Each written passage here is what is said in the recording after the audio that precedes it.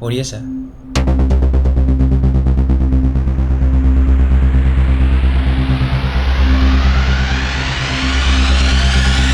তই কোন হয়? মই তোৰ ভৱিষ্যত। বিশ্বাস নকৰিবি, কিন্তু হয় মোৰ ভৱিষ্যত। মানে আৰু কি? তই মানে মই মানে তই।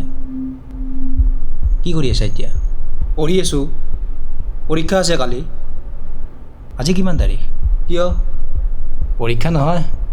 তই কেনেকৈ জানিলি? কৈছোঁহে তো, মই তোৰ ভৱিষ্যত। প্ৰথমতে কেবৰ আন্দোলন হ'ব, ৰাস্তাত অসমীয়াই চিঙৰিব, তাৰপাছত কৰোণা ভাইৰাছ, লকডাউন, আনলক আৰু বহুত কিবাকিবি।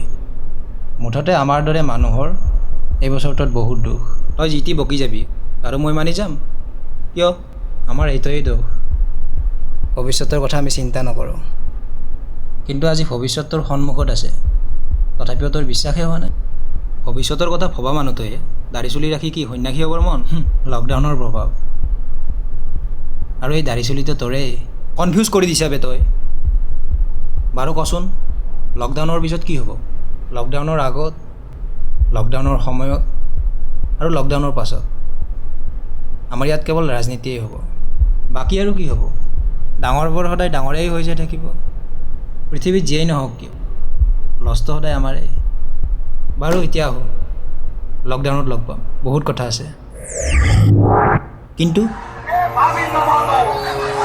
ৰাজ্যত বলবৎ হৈ আছে সম্পূৰ্ণ লকডাউন।